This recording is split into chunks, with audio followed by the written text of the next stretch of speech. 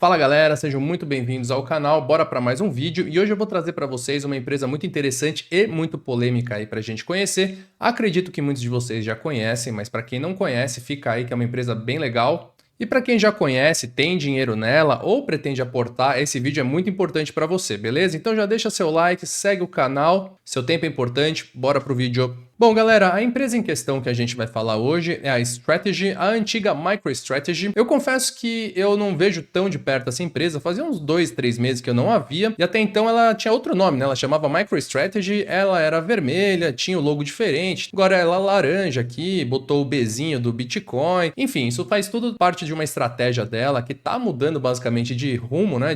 O ramo de atuação dela, e a gente vai entrar nisso, né? Que é a questão polêmica do vídeo. Mas antes eu queria só mostrar aqui o que ela faz, como é que ela chegou até aqui, né? Ela hoje é uma empresa negociada na Nasdaq, fundada em 1989, e eu queria mostrar para vocês aqui alguns dos serviços dela. Vou abrir aleatoriamente algum aqui, ó, aqui inclusive tá escrito MicroStrategy ainda, que é algum adesivo aqui, algum selo. E basicamente ela trabalha com sistemas, né? Tipo um CRM para otimizar custo, otimizar aí relação com o cliente, estoque, enfim, aquela empresa padrão, né? Que faz essa questão de sistema para outras empresas. Super normal, foi assim que ela sobreviveu aí nos últimos 30 anos até 2020, que aí foi quando começou essa virada de chave. Então o que aconteceu basicamente? Em 2020, o fundador da empresa, que é um entusiasta aí das criptos, né, ele pensou: eu acredito que o dólar, né, as moedas vão deteriorar com o tempo, né, por N motivos, principalmente a questão política, que o dólar, né, a moeda que a gente conhece, vai se deteriorar, e ele pensou em colocar umas criptos, né, principalmente o Bitcoin,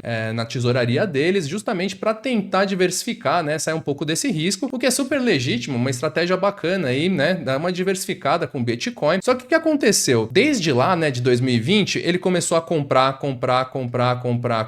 e basicamente o business tomou um outro rumo, e é isso que a gente vai ver agora. Então, seguindo aí a nova linguagem, né, a nova estratégia da empresa, eles introduziram aqui uma coluna chamada Bitcoin, e a gente vai dar uma olhada agora. Então, aqui nessa página do Bitcoin, a gente vê que tem o preço da ação dela, o preço do Bitcoin, e é aqui que começa a polêmica, galera. Isso aqui é um contador de Bitcoin da empresa. E hoje ela conta com 531.644 Bitcoins na tesouraria. É muito Bitcoin, tá? Isso aqui vale vale exatamente 44 bilhões 326 milhões de dólares. Galera, é muito dinheiro aí na tesouraria em Bitcoin. Hoje ela é a empresa que mais conta com Bitcoin, é a instituição que mais tem Bitcoins em mãos, e é disso que faz ela extremamente polêmica, porque a partir de 2020 ela começou a comprar Bitcoin e ela basicamente deixou o business de ofício dela de lado para focar em virar uma espécie de ETF de Bitcoin, uma espécie de cofre de Bitcoin, né? E isso gerou várias questões lá nos Estados Unidos, se fazia sentido, o que ela estava querendo, como que ela estava se alavancando para fazer isso, e é isso que a gente vai dar uma olhada hoje. Então, dito tudo isso, o que eu quero fazer, galera? Para quem não conhecia, essa aqui é a Strategy. Para quem já conhecia aí, como eu falei, tem dinheiro nela ou pretende ter, assiste esse vídeo agora, porque vai ficar muito interessante. A gente vai dar uma olhada aqui nos números dela, no gráfico aqui, e entender quais são os principais problemas dela e o que torna ela uma empresa extremamente polêmica, fechou? Então vamos dar uma olhada aqui. Então é agora que começa a parte interessante do vídeo, galera. Bora dar uma destrinchada nos números dela aí, ver se esse negócio é sustentável ou é melhor ficar de fora. Então vamos dar uma olhada aqui na visão geral da empresa. Hoje ela é uma empresa aí que vale em torno de 82 bilhões de dólares, tem apenas 1.500 funcionários e não paga dividendo, né? Imagino que nem vai pagar, né? Se o business dela é ficar comprando Bitcoin, acho difícil que ela pague dividendo. Então vamos dar uma olhada aqui nos números dela. Se a gente der uma olhada aqui nos últimos anos, a gente vê que ela tem um lucro em torno de 500, 600, 400 milhões por ano, ou seja, ela é uma empresa bem pequena, ela é uma small cap aqui, e ela tem números singelos, e aqui a gente já encontra dois problemas que, na minha opinião, são graves. O primeiro deles aqui é uma métrica que eu gosto de fazer aqui, ó, se a gente pegar o valor de mercado aí que ela está sendo negociada e dividir pela receita total dela, a gente tem para essa empresa aqui 177, e isso é muito alto, ela está extremamente alavancada. A título de curiosidade, eu tenho algumas outras empresas que eu fiz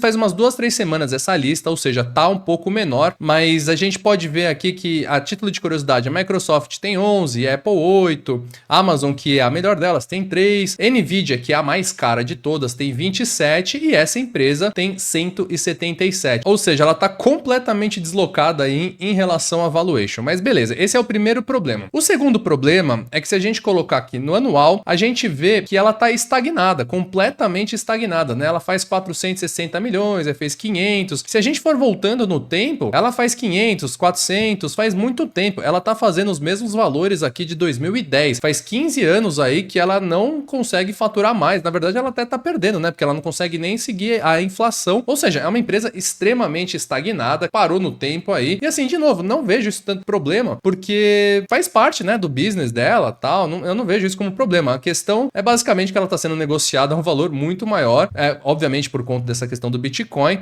mas também ela não é uma empresa que tá crescendo, não é uma empresa que deveria saltar os olhos de ninguém, né, por conta do seu business. Bom, dando uma olhada aqui nas outras linhas, eu nem vou entrar em muito detalhe aqui, e a gente já vai direto aqui pro lucro líquido. E o que me chamou a atenção é que ela não era uma empresa ruim, galera. Se a gente olhar até 2020, tá? Tudo que a gente for analisar, a gente vai dividir em dois, 2020 para frente e 2020 para trás. Porque 2020 foi quando ele começou esse novo business. Então, se a gente olhar aqui de 2019 aqui para trás, a gente vê que era um business saudável, né? Por mais que tava meio estagnado, ele tinha margens excelentes aqui, ó, nesse 2009, por exemplo. Ele fez 60 milhões aqui, sendo que ele tinha uma receita de 370 milhões. Então, a gente vê que eram boas margens, tinha uma constância aqui de lucro, era um business saudável. Foi a partir aí de 2020 que ele começou a até entrar em negativo, tal, sendo que em 2022 ele teve menos 1 bilhão e em 2024 também menos 1 bilhão. A questão aqui, galera, fica aqui, ó, nessa receita não operacional. Se a gente vê aqui receita, despesas em comum, foi nos últimos anos aqui, alavancou pra caramba, menos 1,20 bilhões e em 2024 menos 1,8 bilhões. Eu tenho certeza absoluta que isso aqui tem a ver com o Bitcoin e foi refletido aqui no lucro líquido. Enfim, tá confuso, né? Tá muito confuso. Até 2019 tá bem tranquilo de ler, a gente vê que era uma empresa, ok, tudo bem, não saltava os olhos, mas fazia um lucro bacana aqui e depois desandou inteiro aqui o DRE dela com números extremamente negativos. Enfim, horrível. Outro ponto importante aqui é o balanço patrimonial dela. Geralmente, para não perder muito tempo, eu só dou uma olhada aqui na dívida líquida dela e, de novo, olha como era uma empresa saudável. Ela tinha uma dívida líquida negativa, bem estável e a partir de 2020 aqui começou a se alavancar e agora tá com 7 bilhões de dívida, tá? E por que isso aqui é importante? Se a gente der uma olhada aqui, ela tem um patrimônio total aqui de 18 bilhões, o que não seria ruim, né? Se ela tem 7 bilhões de dívida, o que dá um pouco mais de um terço, né? Ou seja, ela conseguiria pagar com uma certa tranquilidade se não fosse essa questão aqui, né? Se a gente der uma destrinchada, a gente olha aqui no ativo não circulante e é aqui que os bitcoins estão escondidos, tá? Eu tive que dar uma estudadinha para fazer esse vídeo aqui, algumas leis contábeis americanas, e eu descobri que essa questão de Bitcoin entra no não circulante aqui das empresas, tá? Então é aqui que está escondido, são esses 25 bilhões. Então, caso ele quisesse quitar essa dívida líquida de maneira instantânea, ele não teria outra maneira que não vender os bitcoins. E aí já vejo um problema grave aqui. Se a empresa principal dele, que é o sistema, não faz dinheiro, como é que ele vai pagar as dívidas líquidas aí que ele está assumindo para comprar bitcoin? Só tem um jeito, que seria vendendo bitcoin. Ele tem que se livrar desse não circulante aqui, que são os bitcoins, para pagar a dívida dele. Enfim, vejo isso como um problema, tá? Se o business dele é comprar bitcoin, ele vai ter que se livrar do bitcoin para pagar a dívida, senão essa dívida vai crescendo,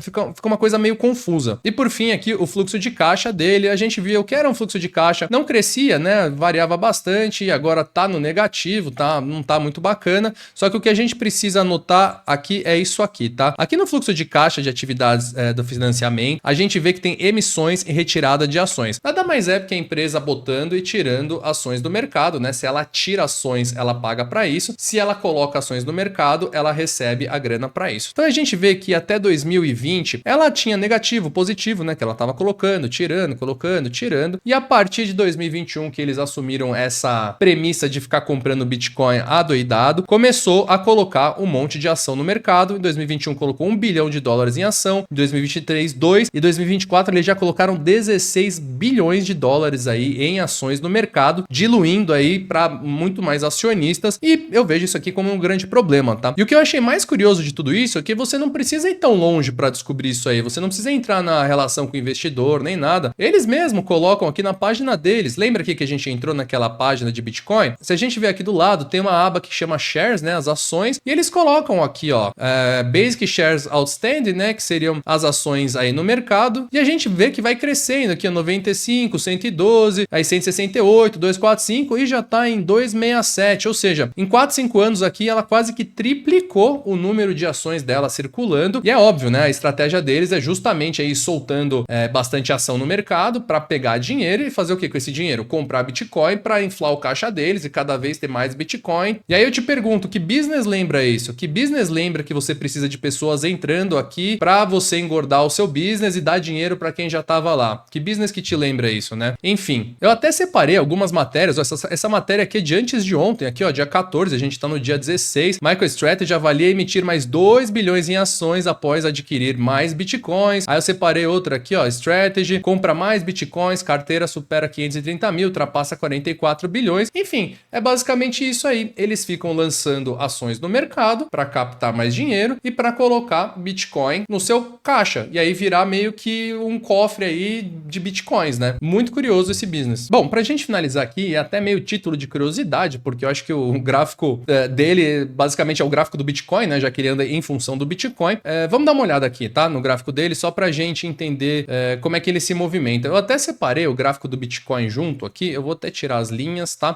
E a gente pode ver que tem, né, uma correlação aqui, a gente vê que tem um movimento parecido. O que eu só queria ressaltar, que ele é mais volátil que o Bitcoin. Se a gente der uma olhada aqui, só a título de curiosidade, o Bitcoin para voltar para máxima, ele precisaria de 30%, enquanto a Strategy para voltar para máxima, 70%. Enfim, ele é basicamente 2x Bitcoin. Para quem gosta de mais emoção, ele consegue aí entregar mais. E aqui a gente vê que, por incrível que pareça, graficamente ele não está ruim, ele respeita assim a linha de 200. Vou até colocar as linhas aqui, que eu já tinha desenhado algumas. Ele tá numa tendência de baixa aqui, encontrou um fundo importante. Acredito que se ele romper, ele pode ir lá para cima. Talvez ele volte para cá.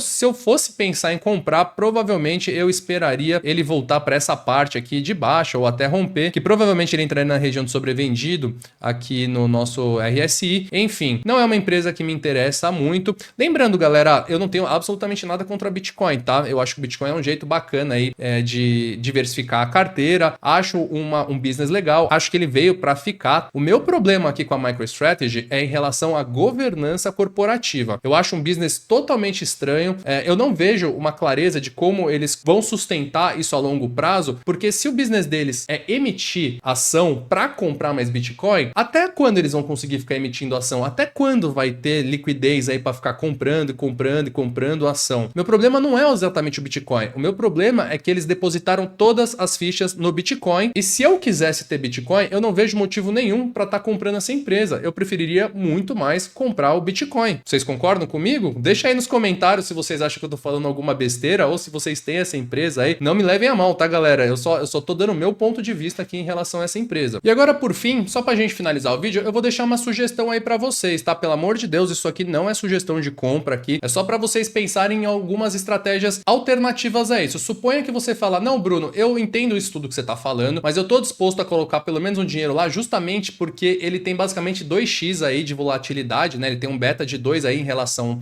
ao Bitcoin. Eu estou disposto. Então tá bom, você quer correr mais risco? Eu vou te propor aqui alguma coisa diferente. Por que você não compra só o Bitcoin normal, metade, né? Só em Bitcoin normal, e você procura alguma empresa diferente que se expõe de alguma maneira ao Bitcoin, que é extremamente volátil, por exemplo, uma mineradora de Bitcoin ou alguma coisa do gênero. E eu até separei uma empresa aqui pra gente dar uma olhada rapidamente aqui, ó. Essa empresa aqui, galera, ela chama Mara Holding, tá? Eu tava dando uma pesquisada aqui, não sou especialista em criptomoedas, mas eu fui procurar algumas empresas aqui que pudessem servir de alternativas aí para quem quer se alavancar um pouco mais, e achei essa empresa super interessante. Ela é uma empresa aqui de mineração de Bitcoin, ela fornece de energia também, ela gera energia para minerar Bitcoins, faz parceria com outras mineradoras de Bitcoin, e olha os números dela como são mais interessantes, tá? Ela é uma empresa pequena aqui de 4 bilhões, fundada em 2010, e olha como ela tem números mais interessantes aqui, galera. Se a gente der uma olhada aqui na receita total, olha como é mais interessante, foi crescendo de maneira muito grande aqui, ó, já entregava 1 milhão aqui em 2018, aí em 2020 chegou 4, aí em 2021 159, e agora ela já tá entregando 600 milhões aí de receita, bem interessante. Lucro líquido dela, obviamente como uma empresa que tá começando, tal, operou por bastante tempo no negativo, porém em 2023 já saiu do negativo e já tá entregando $500 milhão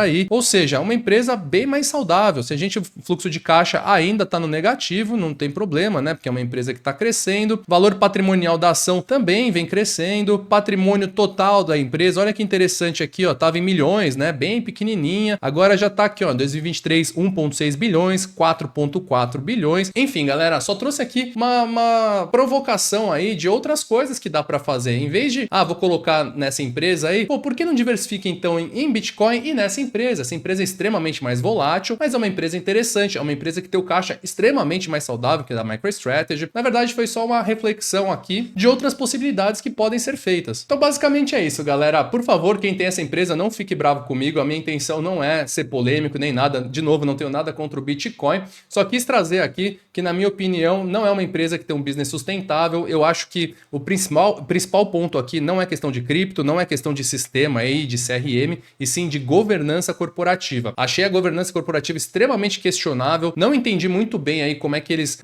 vão manter esse business a longo prazo. Eu até assisti a conferência lá de resultados e eles só falam de cripto e da tesouraria. Enfim, eles deixaram totalmente o business deles de lado. É uma empresa que eu fico de fora, não gosto muito, tá? De novo, comenta aí se você tem ou não tem, ou alguma outra empresa que vocês queiram que veja, tá bom? Vejo vocês no próximo vídeo. Um grande abraço.